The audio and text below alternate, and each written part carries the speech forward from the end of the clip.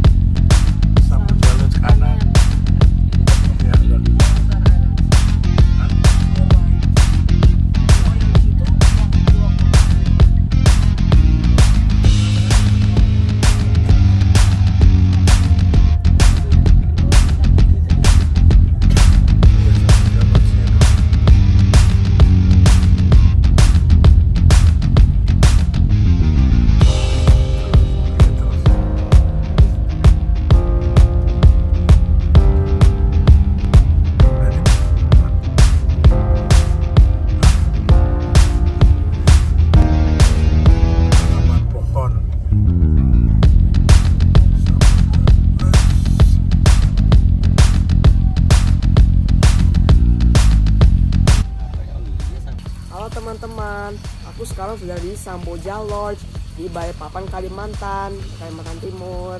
Itu ya.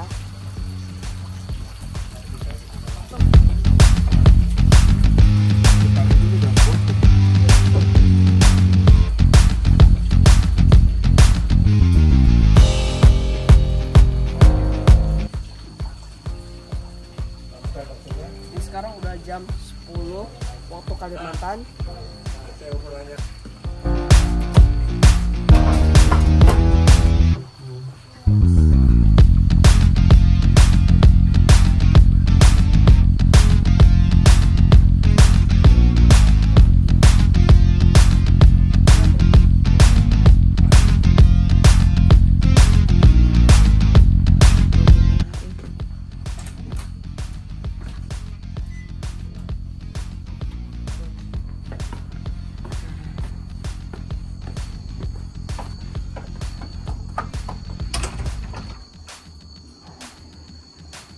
Nah teman-teman, ini suasana Hotel Samboja Lodge. Tuh.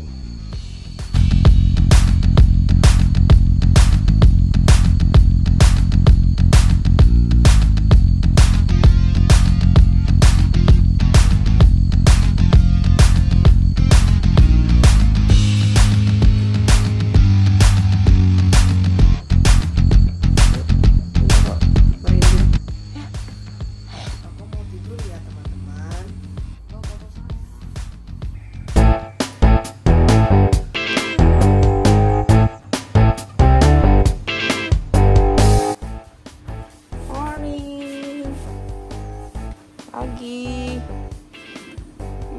Ayo bangun, monyetnya udah gede, udah ininya, orangutannya.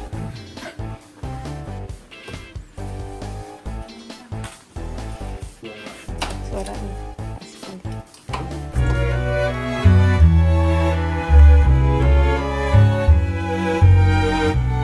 Aku habis beli boneka orangutan teman-teman, lucu kan?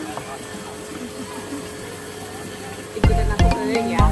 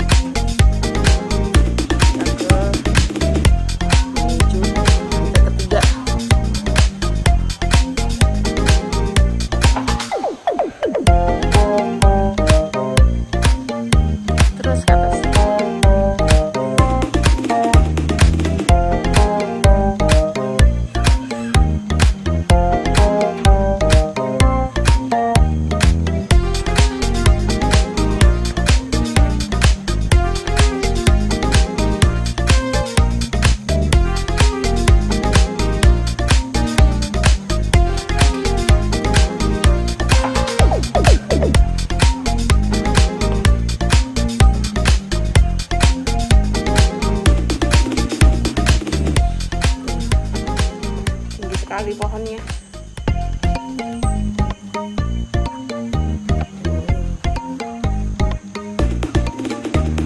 Apa? Ada suara nggak? Ada suara.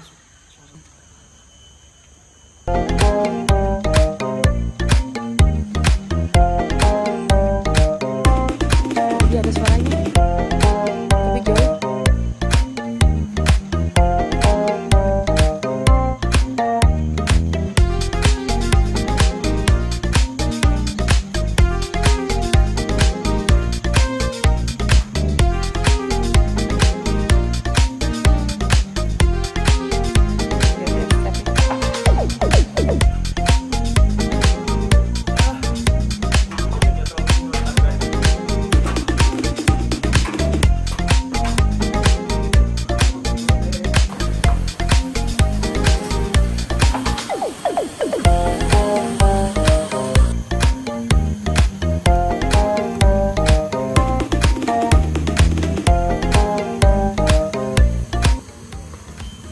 Habis dari atas sana itu tuh. Seru banget.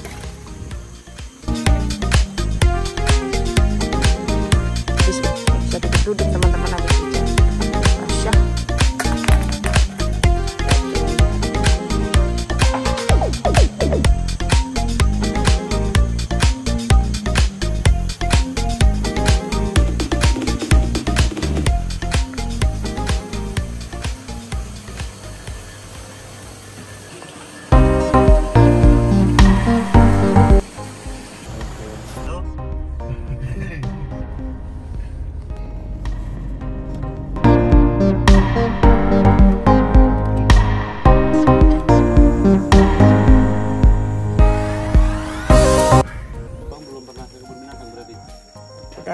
Tapi udah ketemu ya. Nah, ini beruang madu nih bang, beruang madu beruang terkecil di dunia dari 8 jenis beruang yang ada. Tapi dia itu paling spesial karena beruang madunya punya kehidupan paling panjang dan lidahnya panjangnya 25 cm kalau dijulurkan keluar. Nah, dan ini alasannya kenapa namanya samber, karena bentuk dadanya U, V atau O kayak matahari. Tapi orang kita menyebutnya beruang madu karena identik kita kan suka makan dan minum yang manis-manis toh. Nah, kalau di Malaysia mereka menyebutnya Malayan Samber. Jadi Malayan itu adalah nama negara Malaysia dan nama bahasa Melayu mereka. Ya. Karena beruang madu hidupnya nggak hanya di Indonesia, tapi di Malaysia, Kamboja, Filipina, Thailand, Burma sampai Laos. Ya. Tapi di Indonesia sama hidupnya di 2 pulau aja, Sumatera dan Borneo sama. Cuma di Sumatera populasi bekantan, populasinya beruang madu hanya 4.000. Di Borneo sendiri lebih dari 15.000. Nah, kenapa mereka menurun drastis populasinya? Karena dulu banyak yang memburu mereka, bang. Ngambil kukunya, taringnya, kulitnya untuk aksesoris atau souvenir. Contoh gampangnya, taringnya jadikan bandul kalung. Dan juga banyak yang mau makan daging mereka. Makanya mereka populasinya menurun. Dan saat ini lebih jelek lagi, mereka hidupnya sekitar 45 tahun. Karena banyak orang yang mau menebang hutan, jadi dengan pertanian alih fungsi, jadi nggak ada space, nggak ada cukup makan. Umurnya pendek gitu. Umurnya pendek, kita bisa sampai 60 tahun. Ya. Jadi omnivora bang, jadi ingatin, semua binatang yang punya taring itu omnivora, pemakan segala. Kita ngomong binatang ya, manusia kategori kera, kita punya taring, kita omnivora juga. Ya. Yuk. Dan mereka ini soliter bang. Satu pejantan dalamnya butuh 2000 hektar, yang betina 1500 hektar. Maka dari itu populasi mereka itu lambat berkembang biak. Karena apa? Di saat musim kawin mereka nggak selalu ketemu. Tapi kalau mereka beruntung di musim kawin, betinanya akan hamil cuma 6 bulan. Kalau orang utan 9 bulan, lama ya. Tapi bayinya cuma sama ibu 5 tahun. 5 tahun? 5 tahun aja sama ibunya. Kalau bayi orang utan 8 tahun, lebih lama lagi. Ya. Dan beruang ini, saya bilang terkecil dari pejantan cuma 155 tingginya. Mungkin kayak abang ya, 155 ya, nyampe ya? Sudah ya? 161. Jadi cuma 155 abang. Dia kalau yang jantan berdiri dengan 2 kaki, betina 140 aja, pendek banget. Ya. Kalau beruang yang lain gede-gede tuh kayak panda, kayak polar bear kan gede-gede American tuh ya, gede-gede. Nah, mereka ini nocturnal. Abang tahu nocturnal apa? Dia aktifnya malam hari. Jadi kalau siang matanya buta, blur. Sama seperti semua reptil, semua matanya blur. Makanya mereka menjulurkan lidah. Tapi beruang enggak, karena dia mamal bukan reptil, karena mereka punya Bedanya itu, kalau reptil nggak punya daun telinga, kalau mamal punya daun telinga. Kecuali dengan paus ya, beda ya. Dan mereka ini perlu kita selamatkan juga Abang, karena fungsinya di hutan mereka sebagai petani seperti orang hutan juga, penyebar biji. Mohon maaf, dari buah yang ada biji mereka makan, mohon maaf, dari kotorannya akan tumbuh pohon baru. Tanpa kita ketahui mereka melakukan reklamasi atau penanaman hutan ulang. Nah, ini tempat kami konservasi kami punya 58 hektar Abang, dengan 75 beruang madu. 75 dari Bukan semuanya. aja, Pak, kami terbesar Pak di dunia. Karena kami punya 75 ekor beruang madu, dan nomor 2 di Kamboja, Phnom Penh, nomor 3 di Filipina. Kami nggak senang tapi sebagai peringkat pertama terbesar. Dan semua beruang madu kami dari sitaan Abang, dari pet. Kalau orang punya anjing sama kucing udah biasa ya, tapi kalau punya binatang liar sebagai pet, wow katanya. Tapi mereka lupa, mereka gede akan bahaya. Nah, hanya untuk keluarganya, tapi untuk tetangganya juga. Nah, prosedur mereka pertama kali ke sini medical check up Abang. Nggak hanya kita ya medical check up ya, mereka medical check up juga Pak, untuk mengetahui jenis kelaminnya, penyakitnya apa, umurnya apa, dari kategori gigi berapa dari situ. Nah, kalau untuk beruang madu kami melihat dari skebis sama rabiesnya, karena mereka mendekati dengan anjing. Tapi kalau untuk orang hutan kami mendekati untuk tuberkulosis dan hepatitis, karena 97% DNA seperti manusia ya. Nah, ini ada enclosure. Ini kategori TK, SD, SMP, SMA, kuliah buat mereka edukasinya. Jadi mereka akan training, belajar. Cuma masalahnya satu ini lebih dari satu beruang kita harus gabung karena keterbatasan tempat. Supaya mereka lain nanti kita akan scatter food, kita feeding. Contoh gini, kalau kita kasih semangka utuh, beruang itu paling 2-3 menit selesai. Kalau kita cincang-cincang, kita sembunyikan di enclosure sini, mereka akan sibuk Abang. Ya kan, cari makan. Dan itu edukasinya mereka untuk belajar juga supaya mendapatkan makan dalam liar juga seperti itu ya. Dan mereka ini kebanyakan nggak bakal bisa kembali ke habitat karena mereka udah kelamaan dipelihara orang. Kedua juga mereka ini udah terganggu sama manusia, dan mereka selalu mencari makanan dari bantuan manusia. Dan mereka ini bisa berenang. Nah, dalam liar kami nggak punya pagar Bang, kami punya sungai asli. Orang itu bisa berenang aman, mereka bisa berenang. Takutnya kalau datangi desa terdekat, mereka nggak paham akan dibunuhnya lagi. Tadi kami menggalinya. Gimana kami mengetahui beruang yang akan datang satu enggak? Kami punya observasi tim. Jadi setiap 2 menit apapun yang mereka kerjakan kami akan catat di buku. Mohon maaf walaupun itu pipis atau lagi pupnya. Karena nanti kita evaluasi, kita akan tahu mana performa itu. Ya. 2005 terakhir kami rilis, sampai sekarang belum ada kandidat. Ya. Kalau untuk makanan kami kasih diet programnya. Beruang ini kami kasih 5 kilo per hari per beruang dengan 9 jenis buah-buahan. Kalau orang hutan cuma 2 kilo per hari dengan 9 jenis buah-buahan juga. Bedanya sama, kayak kelapanya sama, erisme sama, ice blocknya sama. Bedanya kalau beruang madu mendapatkan dog food pedigree, tahu ya pedigree ya? Apa itu? Kalau orang hutan nggak dapat pedigree. Tahu, tempe, susu kedelainya semua sama, tapi harus mengikuti aliran nutrisi kita karena kami punya dietnya. Kita bisa kasih makan mereka banyak Bang, tapi dia akan gemuk, malas, sering tidur, dan gampang terserang penyakit. Jadi konservasi berbeda dengan kebun binatang atau penangkaran. Satu, kami tidak ada namanya program pengembangbiakan. Kalau orang hutan gampang, betina kita kasih implan. Maaf ya, mungkin belum waktunya ya. Ada kan untuk yang mencegah orang hamil, seperti itu. Tapi kalau beruang madu, kita akan pilih mana pejantan yang sudah di steril sama majikannya dulu sebelum datang ke sini. Jadi bisa digabung dengan betina tanpa ada membuah. Seperti itu. Bedanya ya. Kalau penangkaran boleh, kalau binatang boleh, konservasi nggak boleh. Karena mereka harus kembali ke habitat dan beranak pinak di habitatnya, nggak boleh di sini.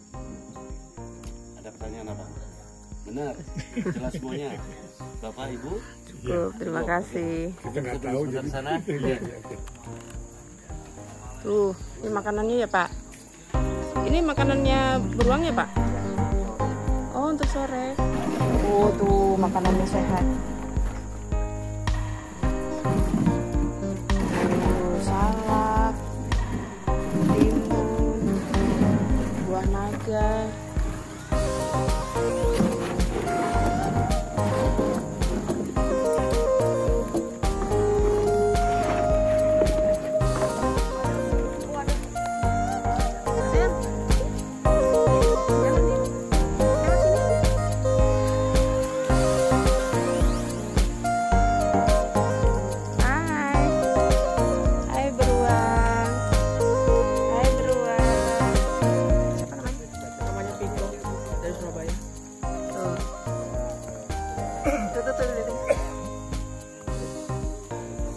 dari sitaan ya Pak?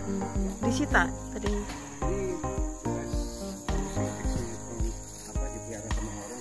Oh.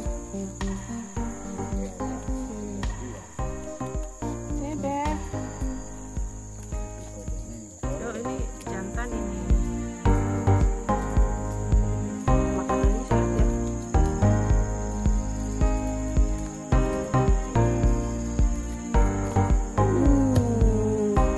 Itu dikereketin.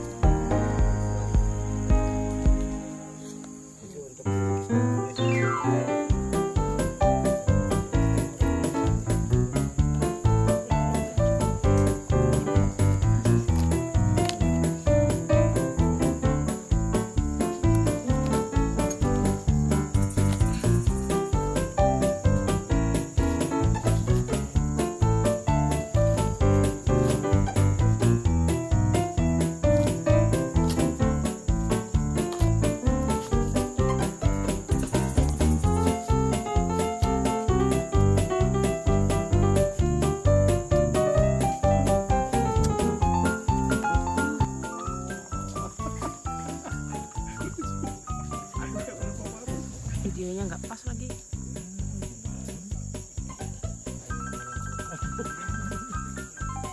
Wah.